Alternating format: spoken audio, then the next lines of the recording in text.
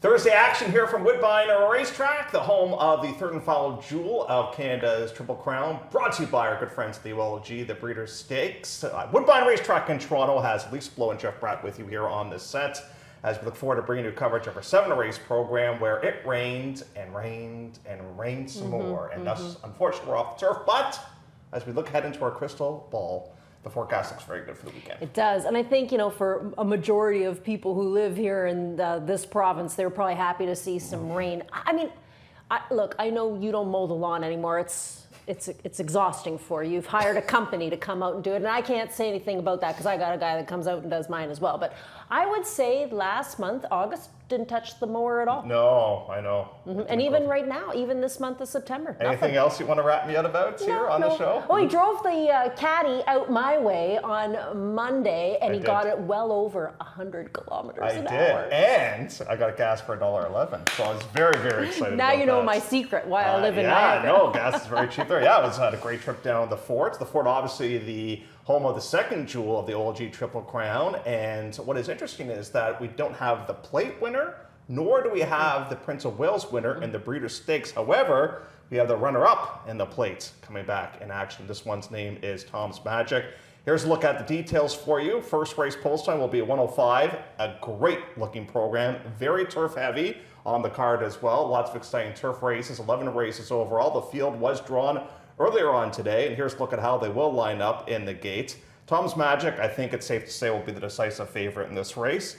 Consubry's Ghost bounced back, and you know what? I was just reading a press clipping courtesy of our media communications department. Roger Hatfield's in here with Eunice. He's won this race 9 times. Crazy. He owns it. And he could win it again. You never know. I mean, the other interesting thing is that we have 3 fillies. Yes. They're going to take on the boys in this year's edition of the Breeders' Stakes. So Tom's Magic, a lot of people got high on this horse going into the plate. You were the first one on the horse. I was. And we can prove that because we have it on tape, don't we? Yes. And, I think even afterwards, hindsight, after he won, raced and ran here for the plate, I mean, I think the thought was, if he would have stayed a little bit longer, trained over the track a little bit, because I believe the horse was a little uncomfortable to start off. And delayed in the race as well. And then kind of got the feel of things, but it was a bit too late. So after that, I think we all kind of tabbed that horse as a Breeders' Stakes possible. Yeah, so very much looking forward to that. Again, a good-looking 11-race program. Now, 3 months today, Elisa, you will be doing this. Sleeping in. No. Smelling the breeze off the ocean. No. You'll be smelling the turkey in the oven. Ah, yes. I made my first one last year. I was very successful at it. 3 months away. And Are you kidding me? Crazy, eh? 47 more racing days left to go, people. We are on the countdown here, and you don't even need to know what you have to look forward to because Robert just gave you the whole rundown of the month of October. Read the entire stick schedule, which was great.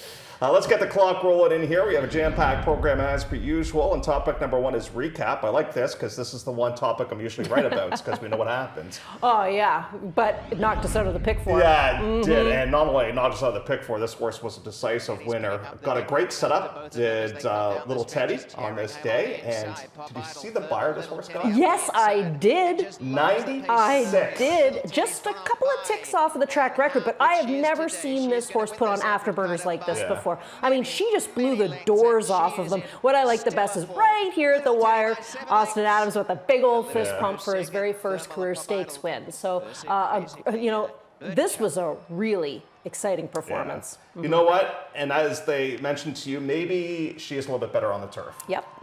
Judging by how well she ran in there. And now it's going to be interesting to me because her next start's going to be at 7.5. Right. Can she be as effective going from 5 to 7.5 furlongs? But they didn't pay a ton of money for her. She's made well over $300,000. Yeah. So just a tremendous story there. Has some pedigree too. Yeah, I didn't realize that until Santino mentioned that to you. And you know what as well? What I really, really like, yet another graduate of those Heritage Series races that has gone on to do some pretty good things. And a small barn that means that gets massive. To take the lion's share of the purse there. Yeah, so congratulations goes out to them. I'm sure they're still buzzing off of it. And there's Ron Gierkin from the Racing Form making the was presentation. his top pick? His top pick was Little Teddy. So I read the tweet. Able to pull off the victory there in the stake race in Zavarcarda this past Sunday. Now, I am a little bit nervous because the Jays are totally puking all over themselves right now. So if my picks are bad today, it's because I'm sidetracked. And if he starts yelling after 7 o'clock, we know why. He has a really hard time watching these Jays play down here in the studio. And of course, I'm the one that he takes it out on. Sometimes he gets a little angry when he gets up and crosses his arms, walks around. I don't like this guy. This guy stinks. It's true. It's all true. It is true. 7 furlongs now on the main. Now, some of these scratches are because there's another race that a bunch of them entered coming up a little bit later on this week. I think it's on Saturday. But my top picks really haven't changed all that much, nor should they really when you're talking about maybe 25,000 Exactly. players. It's not like we really have turf specialists in here. No. Now, we do have a clocker horse in this race, and this is a Beano Bay who goes postward for conditioner Mike DiPaolo. And you and I both like this horse's chances as well today. Do you think the drop from maiden special weight to maiden 40 and the drop from maiden 40 to maiden 25 is somewhat comparable? I was just going to say, if you're going to say are the same, I'd say yes. Me too. Right? So, here we go dropping from 40 in for $25,000. And what's interesting, a switch up in riders. Fraser Abley is going to get the call on this one here today. And she's raced against some good ones, including Scat Girl and Starship Serenity, who have both been multiple winners at the meet. I didn't change my selections either, Jeff. I stuck with the one up on top. The drop should help this horse out. The other one that interests me is the 4-horse Very Collected, coming in off of a second place effort last start out. The 5 seems like a logical horse to use as well. Cloud Rider, who's also dropping from 40 in for 25, and adding the blinkers here today and going back to Sahin Savachi. The one thing I was kind of interested with Very Collected was just because she's a half to Periwinkle, I thought moved up a little bit on the grass. Now, I still think it's a factor in this race, but I was really curious to see how that one's going to perform. And we have a lot of jockey shuffling in here, a lot of different riders than what happened in their most recent races too. So the complexion of the race has changed a tad from that point of view. We got a first-time starter as well. But what's cool about the program today, even with the scratches, this is a big field. And then our next topic, holy smokes, 14 going into the starting gates. You know what else really changes here with this race as well? It was going to be a 2-turn race, and now it's just 1 turn, because obviously with the transition from the turf over to the main track, we'll just go 7/8 for 1 turn. Right, that is very, very significant for sure. So that's a look at race number 2. But let's get to this big field now, which has 14 horses in it. So thus, this is a bit of a puzzle when it comes from a handicapping point of view. And it goes to race number 4. And guess what? It kicks off the pick 4. So Lisa and I are a little bit nervous about this race. Now, Alta Calibre on paper is a bit of a standout. Having said that, the one thing that kind of jumps off the page to me in here is they've taken 1 drop and it didn't work. And now they're taking another drop here and to face these 10,000 claimers. And it's not like the winner of that last race, Gretna Green, came back to run very well the other day as well. No, but they go back to one of their go-to riders in Ryan Munger. And, if Barb was using a rider we don't see her use very often, it might have turned me off a little bit. But she's going to one of her top selections in Ryan Munger. Now, what I don't like is that the horses I like the best have the worst draws. Yeah, true. The 12, the 10. I'm even going to play the 10 off of the void claim. And I know many times we see that and go, forget about it, but I'll take a flyer because it looks like Patrick is going to ride, right? Yep. So that's always a good sign when he comes in on a Thursday night to ride just 1 horse. 12, 10, 11, the Dave Cody horse seems to be a player here too, coming in off of a second place effort. And then I went to the 8 from a little barn that is going to employ Flores here today, that being Black Goddess. But there's a lot of droppers in this race. You have to take that into consideration. But there's nobody that's dropping to me that's like standing out aside from Alta Calibre. So I know it's not exactly the greatest draw, but I'll stick with the 12. And Robert's got a picture with the Alta aforementioned. Calibre. Yes, and let's talk caliber in this spot, does Mr. Robert Geller say. You and I were handicapping this race. Oh, there's Anna and Alta Calibre as well. You and I were talking when we were doing the handicapping for this race. We would have done this on... Oh, gosh, I don't know. I did it on Sunday. You did it last Friday. So I said to you, I am going to make some crazy picks, and I'm picking Kremlin Mission because if you watch the replay with this horse, the horse didn't get out of the gate great and then got delayed and made up a little bit of grounds. I'm just trying to be a bit of a wise guy with my selection here. I'm really swinging for the fences in here. I think you have to. I think you have to put some long shots into your ticket if you're going to play the pick 4. This is, we do have a key for you. It comes up a little bit later on, but this is not the race to key. No. And speaking of long shots, that's a nice little segue here as we get to race number 5 on the program. Now, Supergirl is going to be the overwhelming favorite in here. I ain't touching this horse with a 10-foot pole. Me neither, buddy. With this drop down in class, going from 50 in for 15 Queen. Hello. Oh, Hot potato. boy. That is like going from the top of the CN Tower to the Ripley's Aquarium. And got beat 32 lengths last start out. So Forget about no it. thank you for me. So, and that horse can beat me and I'm fine with it. Me too. So, are you and I on the same wavelength, just thinking that Fournier's got the secret here with Clara, you're the best? Well, it's funny. You and I both talked about this one when the entries came out, and I can recall too when Mark Fournier claimed this horse back on August the 21st, and it was from a Fort Erie trainer, right? So the Fort Erie trainer sent the horse here to Woodbine, and then a Fort Erie trainer claimed the horse. Now they're running out of time at Fort Erie, and I guess the argument could be made that maybe the horse might not be too crazy about the dirt, even though we do see some wins there and some good efforts there.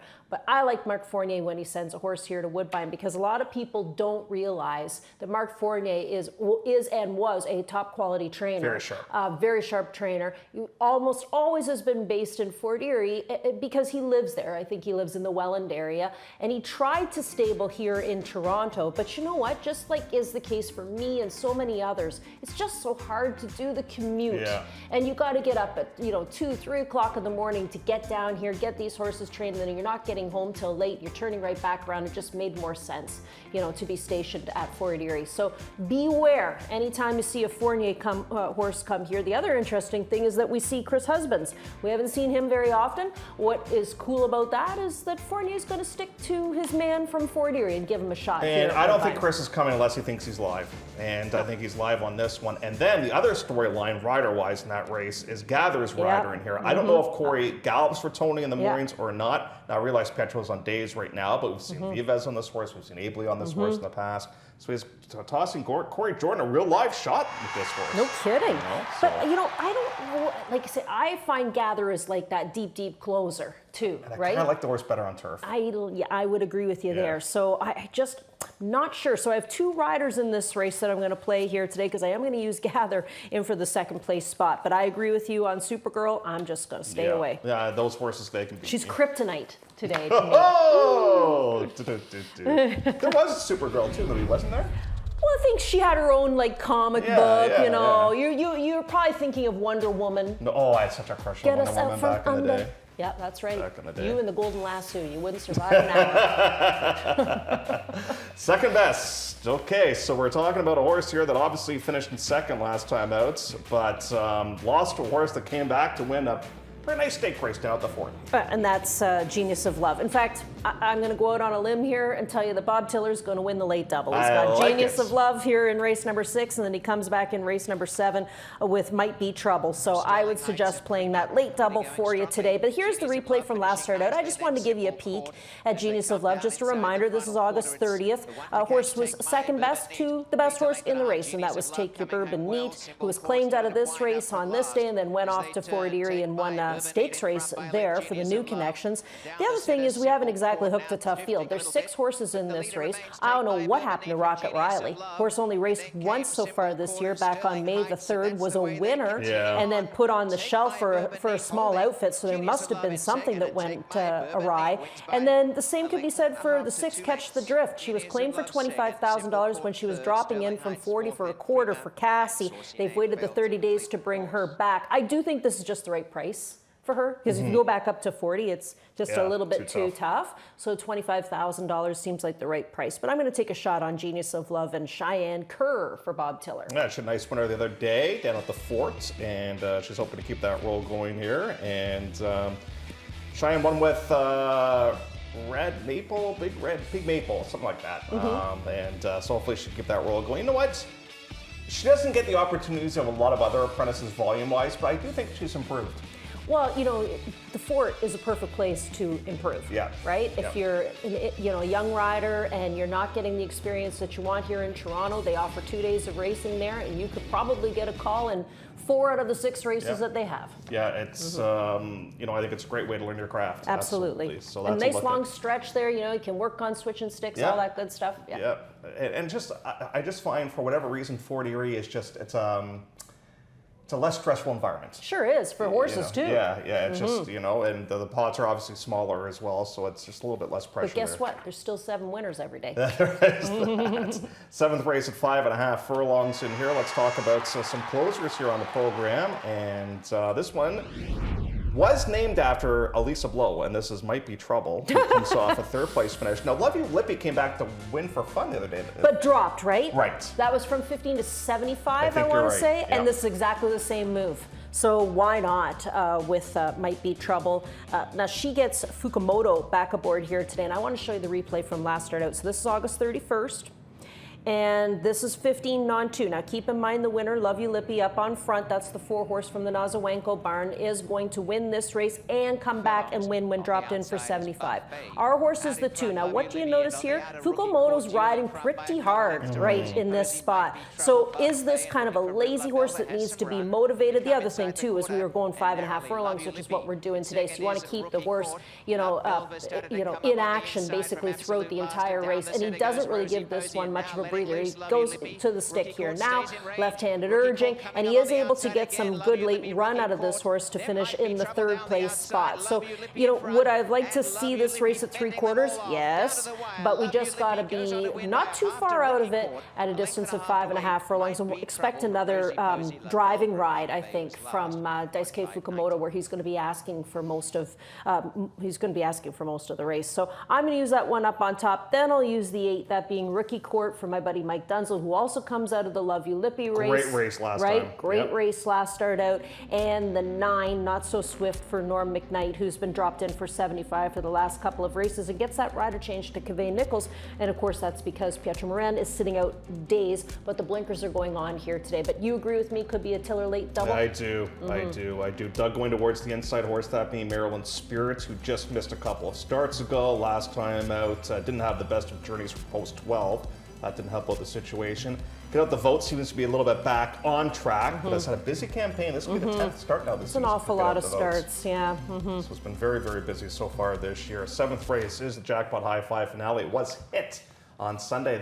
We start with a clean slate today. 7th race at 5.5 furlongs, going for a purse there of $28,600. We got plays of the day. And Elisa is going to give it a shot here. She's going to try to go for the Grand Slam, which means a sweep of her plays of the day. I just find Thursdays and Fridays are tough Yeah, sledding, though. tough. Like, I walk in Thursday going, I got 7 winners, and then I walk out going, I got 1. But Perfect Girl is my key today. This is exactly how I like to see this game played. We're going to talk about this horse a little bit later on when we get to race number 3. Alta Calibre, I'd like to see this one win from Minchell. I'd love to see Claire You the Best get the win, and I just kind of backed myself up with Win Play Show because I think the horse is going to be at a really big price. And then I say go nuts on that late double for Bob Tiller. He's got the 1, Genius of Love, in race number 6, and then he comes back in the 7th race with the 6 horse, and it seems like a logical late double to me. I'm with you on Perfect Girl. I'll make that one my best bet of the day. My long shot is Kremlin Mission. I just think that race You got 2 smells long like shots. a long shot. Yeah, I got 2 long shots in the program. Clary the Best, I'll go with that one as well. And the old drop and pop might be trouble as well. So 2 + 4 = 6. That gets us to Clary the Best, and it might be trouble as well. That's where Ron's going to go with his play of the day. Doug's best bet is Perfect Girl, so he's with me there. And Woodbine TV Prod says beat the fave is Serenading Kitten. Now the problem with Serenading Kitten right now is actually the favorite is. And this is the question that you and I pose a lot. Is the drop too late? Because they have raced this horse a lot, and now all of a sudden is on paper in a spot where should be able to win, but a lot of chances now. Yeah, but we're into that time of the season where now we have to, you're not the only one dropping anymore. Exactly. I think you're going to see that a lot on tomorrow's card too, where you're wondering, sure, they're dropping now, but might be a little bit too late. And you're right, Serenading Kitten, at least on paper, looks like this one could be the one, but try and beat her at a better price. 23 minutes to go before race number 1 at Woodbine. Horses have arrived inside the paddock area. When we come back, not only is the sun showing up, but some great insights from Elisa will show up as well. Plenty more still to come after this time out. You're watching Woodbine Racing Live.